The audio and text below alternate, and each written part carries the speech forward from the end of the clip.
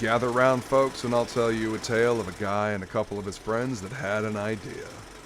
An idea for a TV show about comics back in the infancy of YouTube and our halcyon days of youth. We called it last Wednesday, and we talked about comics, news, and reviews. This was long before monetization was a thing. I mean, hell, this was long before there were ads on YouTube. Yeah, YouTube used to be ad-free. We did it all for fun. Well, I did anyway. But that's a story for a different time. On occasion, we'd make it to a convention and talk to some of the creatives that made the books we loved.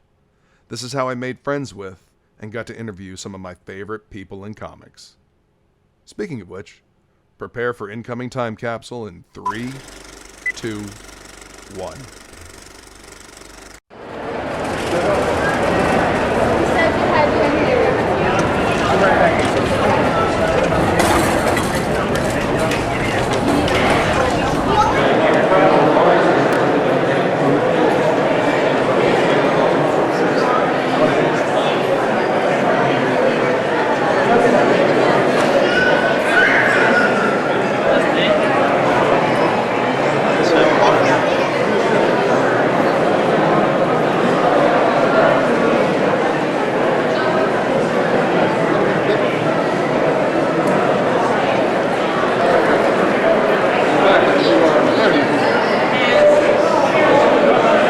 I thought that was really girl.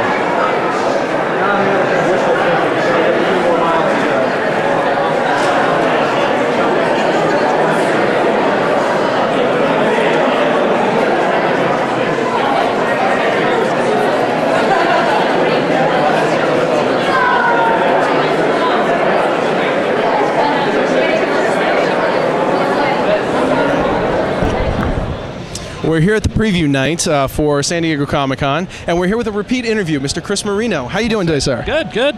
Excellent. What number Comic-Con is this for you? I believe it's 4. 4? Yeah. And it's got to be a great show to come back 4 times.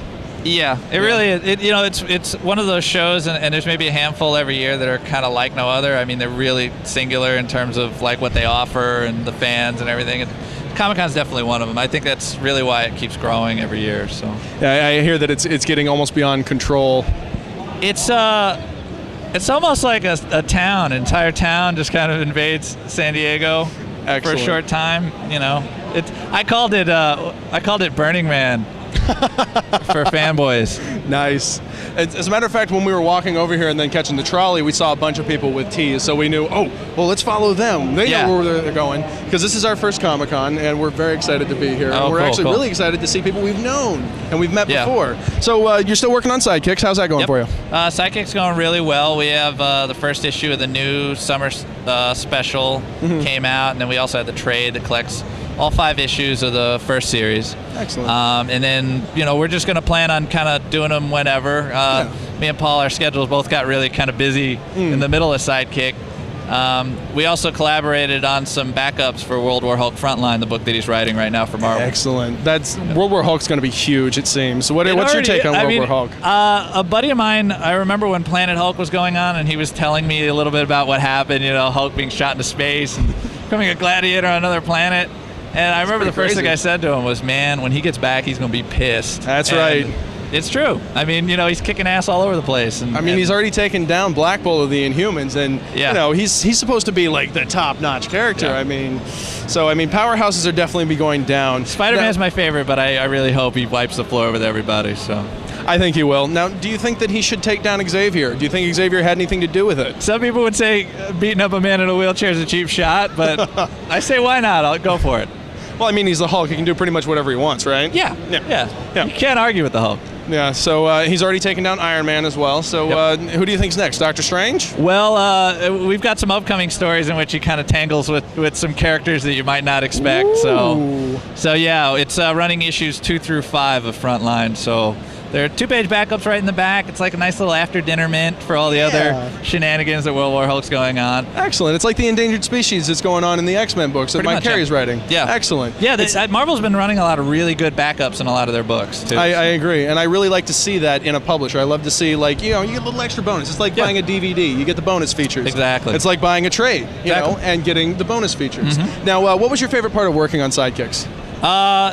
Creating characters. I think that's me and Paul's kind of favorite thing. Issue 5 of Sidekick, the first series, we created basically the main constituency of the Council of American Superheroes, also known as CASH, as in make checks out to. Yes. So, and we've got characters like Duncan Disorderly, Moose Knuckle and Camel Toe. They're a tag team. The League of Nerds. Nice. Yeah, we've got some really, really great characters. And then for the summer special, we actually created a whole new set of rookie heroes. And these are all people that are trying out for positions in CASH. So we bring back some of the characters we created in 5, made up a whole bunch of new losers for the next one. So, you know, more fodder for the cannon, right? Yeah. Basically, it's just me and Paul trading goofy hero names in email form, and then I will take them and then just sketch them up. And then excellent. We just try and figure out. We've got Gundam, the significant, in the new summer special. He's an asthmatic robot. He's also got some minor hypochondria, but like, you know, among things is the asthma. The hypochondria and being a robot with asthma is great. Yeah. That's awesome. So I had a question and it just ran right out of my mind. So tell us about what you got here at the table. Is this just a mixed match of different artwork? Yeah, I mean, I like to keep the current books, you know, like the Dracula trade, the Psychic trade. And then also I've got prints that I'm selling. Some of these are original characters, like Monkey in a Wagon versus Lemur on a Big Wheel is one of my creator-owned books. This is the Rot Pack, which is kind of the Rat Pack meets Universal Monsters, or the kind of classic monster characters.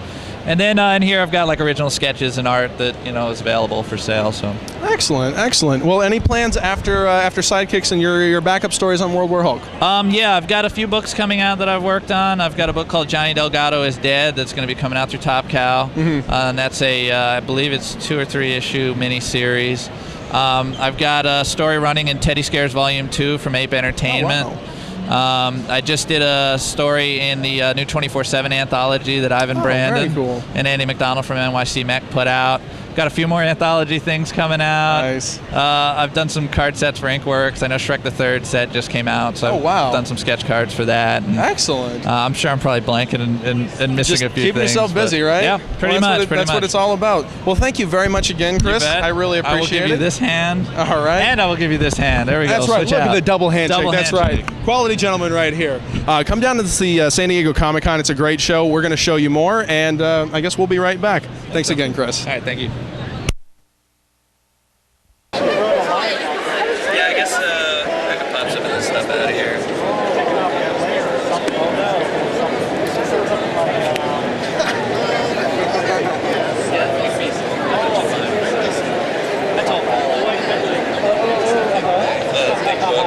That's a great picture. He's actually really pushing for Marvel to do a Who with us, but we'll see how that goes. I really dug Paul's run on Spider-Man, the Amazing Spider-Man. That's, you know, it's funny. After I started working with Paul, I didn't realize how many of his books I had. I had a bunch of his Spider-Mans. I had that run he did on Hulk. And then, obviously, Origin. Yeah. You know, and it was like, wow, these are some of my favorite books. And, you know, it's like, wow. You get to work with him. That's so cool. He was saying, though, like, it's funny, like, the way Spider-Man is now, like, he wouldn't be able to do half the storyline. His was very much kind of like off the beaten path. Or at least a little closer to lighthearted stuff, you know? Yeah. And the artist that he had working with him, Mark Buckingham, did a good job of keeping the story. Oh. That was like a standby mode on that camera, man. So you can just, like, flip it on. Like, but it just wears down the battery, you know?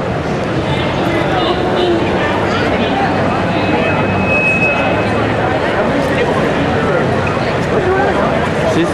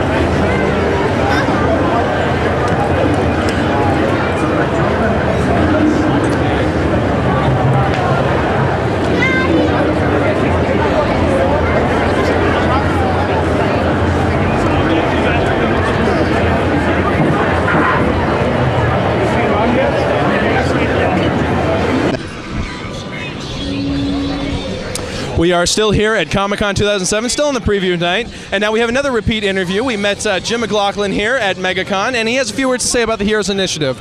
What do you got to say? Well, we have a variety of activities going on, including artists such as Kaiser Koblish right here. We've got 17 different artists swinging by on the weekend. They're signing autographs. They're going to be doing sketches to raise some money for us. We've been around for 7 years. We've dispersed over $250,000 to 40 creators and their families to help them out. We're the charitable organization that helps out the guys who really founded the comics business. The guys back in the 40s, 50s, 60s. Back then, nobody really made much money. There was no ownership, no royalties. But they created this. They created this giant thing. This wonderful thing that we call comics. Exactly. Yep. I think it's wonderful that you guys are doing this to help out the older professionals. I think it's something that definitely needs to be done, and I'm glad that you guys are taking the initiative to actually do it, and you guys have been doing it forever. That's a great pun. We're taking the initiative. The Hero Initiative is taking the initiative. I like that. It's all about being initiative and having initiative. You should be on TV or something like that. No, that's what they tell me, but I don't think I can handle the camera. Maybe someday. Maybe someday. You'll find some confidence. They tell me I have a radio voice sometimes. And a radio face, I might add. Excellent. Thank you. Thank you. I have a radio face, ladies and gentlemen. Somebody had to point it out. Always a pleasure to talk to you. You Keep too, up man. the good work. And we'll be back with more coverage of Comic-Con 2007.